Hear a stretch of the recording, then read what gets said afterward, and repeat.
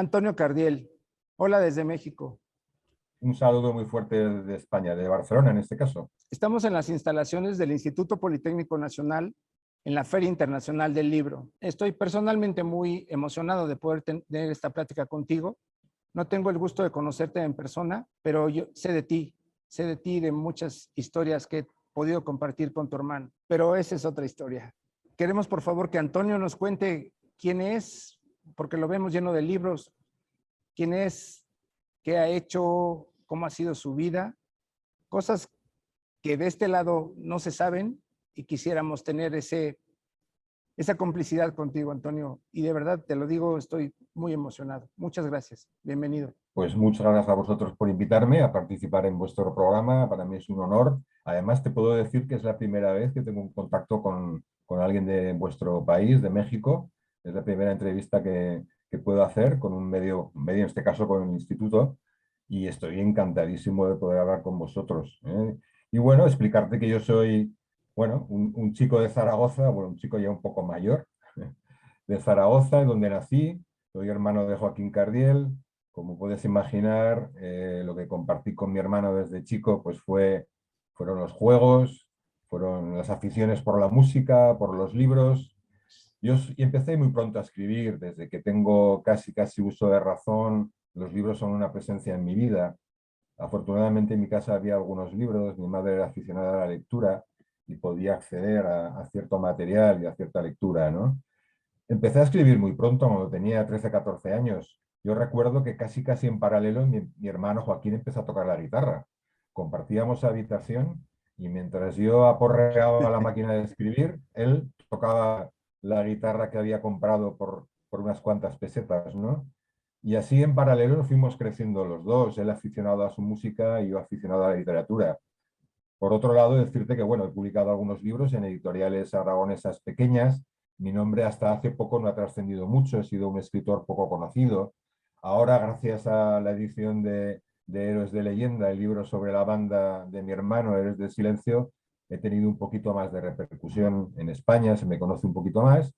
Y afortunadamente también en América, como ahora me estás haciendo la entrevista en México, supongo que también hay un poco de interés en vuestro país por este trabajo. Sé que por Héroes del Silencio tenéis muchísimo interés porque no sabes la cantidad de personas de tu país que me han pedido amistad por Facebook y estoy enlazados con muchos de ellos que me mandan mensajes y que me preguntan por el libro, cuándo se va a poder vender o no en México.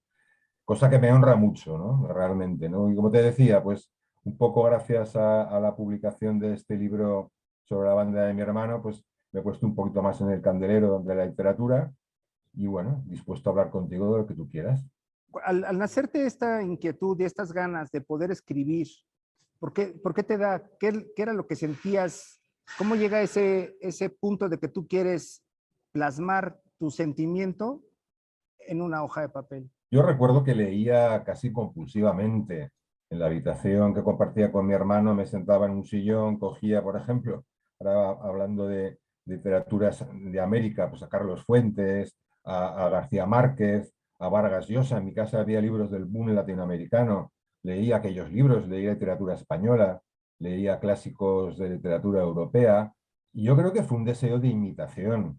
Nada más ser consciente de las maravillas que yo estaba leyendo, enseguida me entró el gusanillo por hacer algo parecido. Era algo como, si alguien escribe esta maravilla, yo por qué no puedo intentar acercarme de alguna manera a este fenómeno que es plasmar por escrito unos pensamientos, intentar inventar una historia o escribir poesía. Yo empecé escribiendo poesía a esa edad de 14 años. Recuerdo que me compraba cuadernos y empezaba a escribir poemas casi compulsivamente, ¿no? Yo creo que era un poco ese afán de imitar a los grandes literatos que yo leía y una necesidad de expresar y de querer también contar cómo veía yo el mundo, cómo veía mis relaciones con las personas, mi ser en el mundo.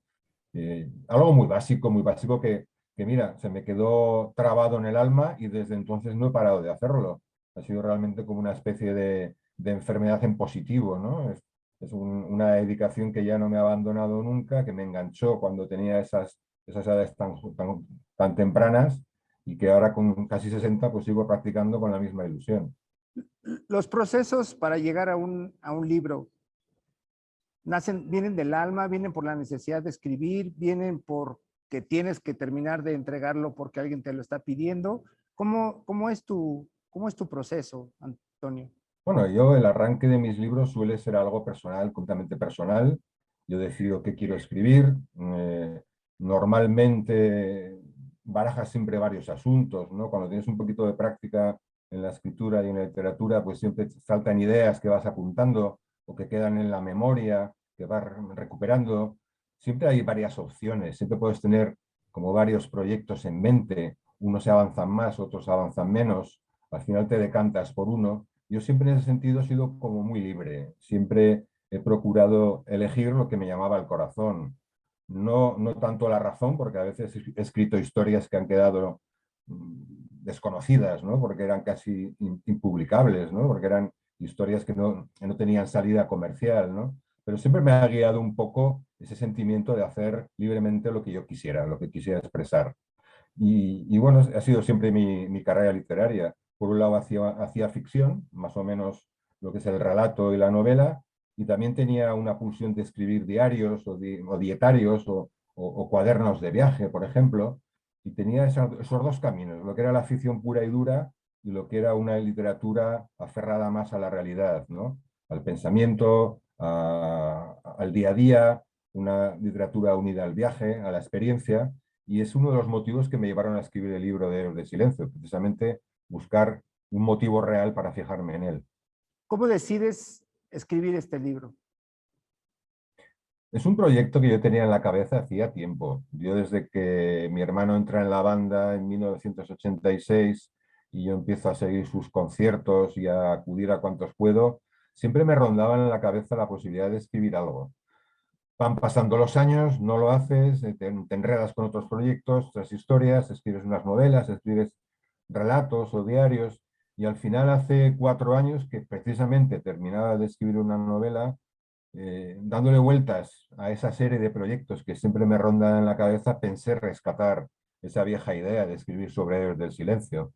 Estuve más o menos como un año dándole vueltas a la idea, leyendo la literatura que se había publicado sobre ellos, leyendo la prensa que pude localizar por internet, revistas, acudiendo a algunas bibliotecas para consultar diarios y todo cuanto caía en mis manos, ¿no?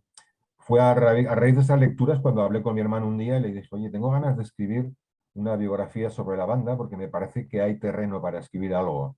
Había algunos libros interesantes sobre ellos, pero faltaban diferentes aspectos por tratar y teniendo en cuenta que yo los había conocido en los primeros años de su carrera y había estado muchas veces con ellos en muchos conciertos, pensé que si además ellos me concedían entrevistas, el acercamiento al fenómeno de la banda podía ser mucho más íntimo. Y entre que pensé que había hueco editorial para hacerlo, que fue un proyecto que rescaté, ya te digo, hace 3 4 años, y que los encontré receptivos, pues decidí lanzarme a escribirlo. Eso ha estado bueno. No hemos tenido la fortuna de tener el libro en las manos, seguramente porque también a mí me buscan para preguntarme qué pasa con el libro, ¿no? Y ahora también la fortuna de estar frente al Instituto Politécnico con esta misión nos hace ver de que tu libro va a tener una acogida muy buena porque la gente está ávida, porque hay un cariño muy especial para ese grupo y después de tanto tiempo y las cosas que un cercano, tan cercano como un hermano nos pueda contar, que son unos ojos que nosotros no alcanzamos a ver, ni siquiera habiendo participado con ellos en muchas cosas. El lado de ver de repente a tu hermano, que era un chaval que dormía junto a ti en la otra cama, a de repente verlo en un estadio, ha de haber sido algo, no sé si sea demasiado personal preguntarte por las impresiones de tu madre sobre esto, sobre cómo ha sido el completo. Bueno, mira, mi madre y mi padre, que ya murió hace unos años, pero ellos siempre fueron muy comprensivos con todo este fenómeno del grupo de mi hermano. ¿Sabes por qué? Porque mi hermano era una persona, y es una persona muy tranquila, muy educada, muy en su sitio. Y no solamente tocaba la guitarra y progresaba en su grupo, sino que seguía estudiando, acudía de vez en cuando a la universidad cuando podía, se examinaba y acabó los estudios en su tiempo. Quiero decir, a la vez que el grupo empezaba a despegar, él siguió estudiando su carrera de químicas y aprobó la carrera entera. En el año, mira, te puedo decir que él estudió la carrera entre el 80 y, perdona que te diga, el 84 y el 89, más o menos. 1984 y 89, y a partir del 88 es cuando el grupo empieza a ser muy conocido en España y a girar por todo el país. Él compaginó las dos cosas. Entonces, desarmaba a mis padres. Mis padres no tenían ningún argumento para decirle que no podía tocar la guitarra, porque él traía las notas a casa y eran excelentes. Entonces no se podían oponer y siempre lo vieron con buenos ojos, ¿no? Y ahora igual, mi madre ahora, pues imagínate, cuando salen noticias sobre el libro que he escrito yo, o sobre el documental de Netflix, o el disco que está ahora promocionando mi hermano con las canciones que seguramente conocéis, que os habrán llegado en forma de vídeo, ¿no? A México. Ujú.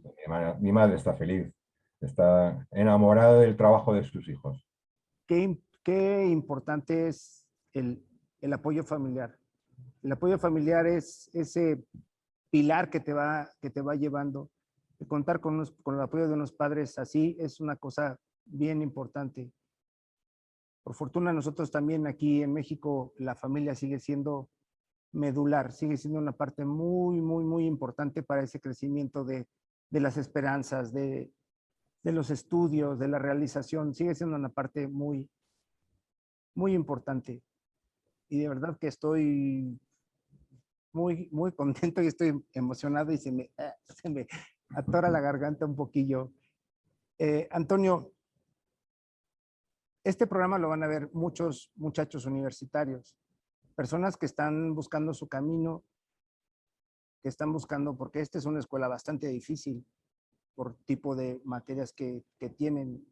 Algo que desde tu punto, desde tu natal Zaragoza, ahora en Barcelona, ¿qué puedes decirle a los muchachos que estarán viendo esto, que puedan motivar, guiar o simplemente eso lo dijo Antonio? Como te comentaba, y dices tú muy bien, qué importante es la familia, si la familia te apoya y está detrás. Nuestros padres nos apoyaron mucho y mi hermano y yo nos reforzamos mutuamente mucho.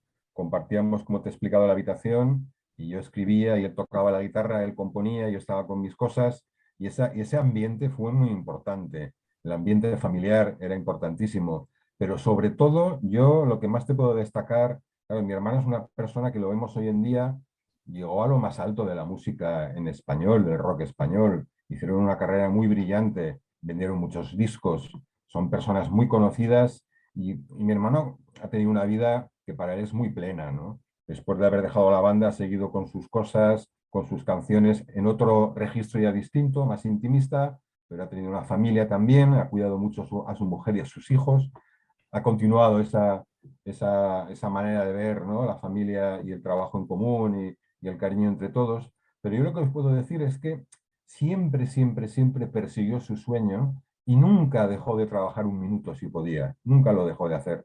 Y esto es algo que se extendió también a sus compañeros, tanto él como Pedro Andreu, Juan Valdivia y Enrique Bunbury, fueron cuatro tipos que se encerraban en el local de ensayo. El primer día que se conocieron ya estaban trabajando, si podían, 8 horas. No se cortaban nada, no dejaban de ir al local por hacer otras cosas. No, preferían ir al local a ensayar que irse a la playa a pasar unos días. Preferían ir al local que salir a dar una vuelta con unos amigos y tomarse unas cervezas.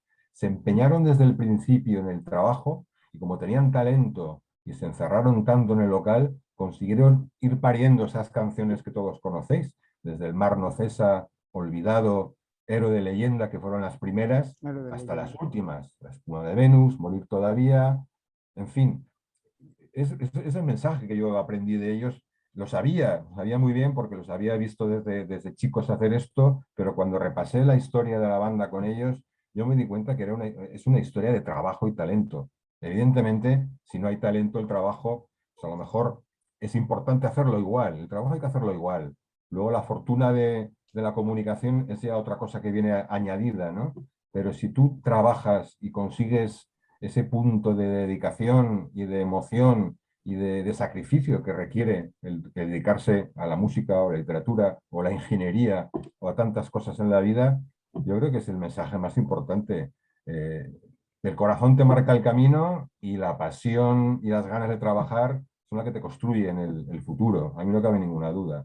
Antonio, ¿nos podrías ayudar platicándonos un poquito sobre 3 libros o los libros que más hayan sido los más importantes en tu camino, tal vez para decidir tu brecha de joven adolescente hacia adulto, hacia el día de hoy, o algo que sobre eso, sobre los libros, nos puedes ayudar para tener un poquito más de dónde buscarle? Desde chico leo mucho.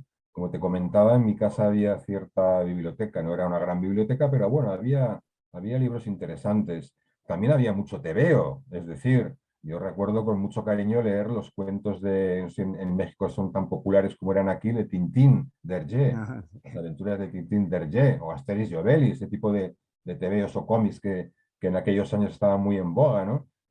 Empecé un poco como un chaval normal leyendo tebeos y poco a poco me pasé a Julio Verne y a Salgari y a la novela de aventuras.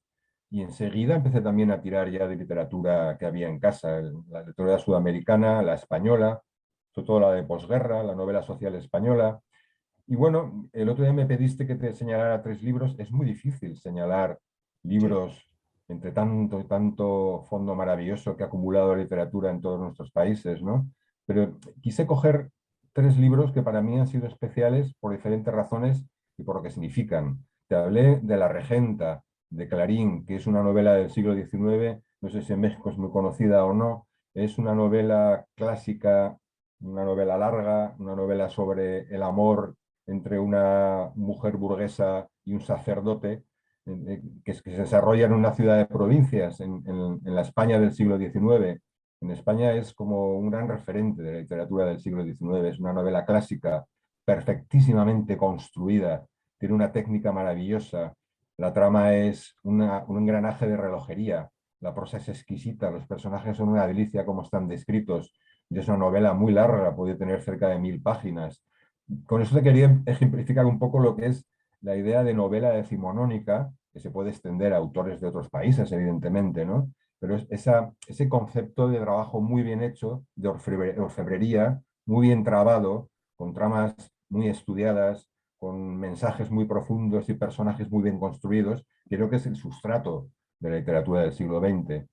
Luego te escogí un libro extraño y poco leído, creo yo, en el fondo, porque el libro del desasosiego de Fernando Pessoa, a pesar de ser un libro muy conocido, se compra más que se lee en el fondo. Todo el mundo tiene una edición del libro del desasosiego, pero poca gente se lo ha leído de verdad. Yo recuerdo que leyendo el libro del desasosiego, Bernardo Soares, que es el alter ego de Fernando Pessoa, que va por Lisboa en un mundo que casi no comprende, es incapaz, pasa delante de un puesto del mercado y ve unos plátanos magníficos y es incapaz de comprar unos plátanos. Y él reflexiona delante del puesto y pasa de largo diciendo que no puede comprar los plátanos, aunque le apetece y tiene dinero y debería comprarlos, no puede comprarlos porque no sabría comprarlos como se deben comprar, porque haría algo raro que alguien notaría que está comprando los plátanos de una manera extraña. Bueno, es un pasaje maravilloso que yo creo que introduce, como Kafka, por ejemplo, la modernidad en la literatura a principios del siglo XX. A partir de escritores como Pessoa o Kafka, por ejemplo, empieza a presidir el extraño, ¿no? El comportamiento irracional, el mundo de los sueños, el mundo de la subjetividad más profunda que sale a aflorar en medio de un mundo casi hostil, ¿no? Eso es un cambio de paradigma en la literatura del siglo XX, ese tipo de literatura, ¿no? Y luego te escogí también un libro que ahora se cumple los 25 aniversario de su edición, que es La broma infinita, de David Foster Wallace, un escritor americano que ya murió hace unos años, se suicidó el hombre, que me parece una novela también de estas que casi todo el mundo tiene, que también ha sido muy poco leída. Leer La broma infinita, que son más de 1000 páginas, con un tipo de letra pequeñísima y una tipología de letra súper apretada, ¿no? Es un libro larguísimo. Yo lo intenté hace algunos años y no pude. Y el año pasado para el verano me planteé volver a intentarlo y conseguí leerlo entero y me di cuenta que también era un salto más adelante en lo que es la creación literaria, porque Foster Wallace va más allá de lo que es una novela en todos los sentidos. Yo me lo imagino a este hombre escribiendo casi compulsivamente, sin parar, hilando página tras página, dejando volar su imaginación, porque su novela realmente es como una especie de torbellino imparable. Y bueno, también me pareció que era como un paradigma de lo que cabe dentro de una novela. Si cabe la broma infinita entre dos tapas, cabe cualquier cosa, ¿no? Y pensé que eran tres ejemplos curiosos, ¿no? De acercarnos un poco al fenómeno de la literatura. Pero claro, te podría comentar tantos libros que no pararíamos. Antonio, ¿y el COVID? ¿Cómo ha sido para ti esta enfermedad, esta pandemia, este rehacerse mundial? ¿Cómo lo ha vivido Antonio Cardiel? Bueno, lo vivimos con mucha preocupación, sobre todo en las primeras fases. Aquí en España, pues como también en México y en y casi todos los países del mundo, hubo un confinamiento muy salvaje. De un día para otro nos quedamos metidos en casa y estuvimos prácticamente 3 meses sin contacto con nadie más, salvo a través de las pantallas, evidentemente, ¿no? Menos mal que tenemos esta posibilidad, Sí, como tenemos tú y yo ahora, de estar en contacto, aunque haya un océano de por medio. Pero sí, mira, yo lo viví mal, pero a la vez tuve la inmensa fortuna, entre comillas, de que acababa de empezar a escribir mi libro sobre el silencio. bien. Una semana antes, justo aquí en España se nos confinó un 14 de marzo y el día 7, que fue un sábado antes, yo recuerdo perfectamente que aquella sábado, una tarde de sábado, día 7 de marzo, me puse a escribir las primeras líneas del libro. Entonces, cuando me pilla a mí el confinamiento, que de repente, salvo teletrabajar unas horas, ya no puedes hacer nada más, de repente se me abrió un mundo de opciones, ¿no? Empecé a escribir casi compulsivamente. Y te puedo decir que el libro que empecé el 7 de marzo lo acabé de escribir a finales de mayo, un poco antes de que nos desconfinaran. De tal manera que, aunque parezca una barbaridad decirlo, y es una barbaridad, a mí, entre comillas, hasta me vino bien, ¿no? Claro. Evidentemente, el desastre monumental que supuso era otra cosa. Pero ya te digo, con mucha preocupación, todavía creo que tenemos pandemia para ratos, algo que tenemos que Sí. aprender a convivir de alguna manera o de otra. Pero bueno, yo creo que con el tiempo se convertirá como la gripe en un fenómeno estacional y habrá que convivir con ello. Antonio, hace 50 años en México ocurrió una celebración de rock y música llamada Avándaro. En, en el Estado de México fue un despertar para los jóvenes, fue un momento específico de explosión de cultura, de música, de literatura. En España, que seguramente ha habido cosas similares, ¿qué nos puedes, ayúdanos platicándonos algo que te haya tocado vivir? Poco, es posterior a vuestro festival de Avándaro del 71, pero aquí se hizo cerca de Barcelona, en Canet de Mar, en el año 74, en 1974, se hizo un festival que ocurrió también algo muy parecido que ocurrió en Avándaro, que desbordó todas las previsiones. Esperaban que llegaran de Barcelona 5 o 6 mil chavales y creo que fueron casi 70.000 los que fueron a Canet de Mar a ver a tocar las bandas que en aquella época formaban parte de lo que era la escena musical barcelonesa. Y sí es verdad que ha habido también, un poquito después de lo que pasó en México, pero ha habido esas corrientes, esas maneras de expresarse, esa explosión. Claro, en el 74 aquí todavía vivía Franco y era complicado, ¿no? Hacer un rock y más unirse a una serie de personas de esta manera que comentamos, a base de música, de amistad, de camaradería, de ganas de juerga. Eso era muy complicado. Y yo también te puedo hablar que en Zaragoza, un poquito más tarde, en el año 84, se hizo un festival que fue muy importante para la movida de entonces de nuestra ciudad, que se llamó el Festival de Pop, Rock y otros rollos. Ahí se dieron a conocer multitud de bandas de música rock y pop, fanzines, pintores, escritores, poetas, gente que hacía radio, que hacía moda, diseñadores. Fueron 3 días también de una locura en unos pabellones que había entonces en Zaragoza. Fueron miles de personas a ver tantos conciertos, expresiones artísticas. Bueno, son momentos especiales, como tú señalas, es decir, cuando se junta juventud a hacer lo que desea, a expresarse de esta manera artística, no hay quien la pare, eso está claro. ¿Qué espera el mundo del rock si el futuro también es pandémico? ¿Qué espera el mundo del rock si el futuro es pandémico? Pues Ajá, la verdad es que o el rock, después de la pandemia, post pandemia. después de la pandemia, yo creo que todos los grupos están deseando salir a tocar, todos los aficionados están deseando volver a entrar a una sala de conciertos, a dar botes unos junto a otros.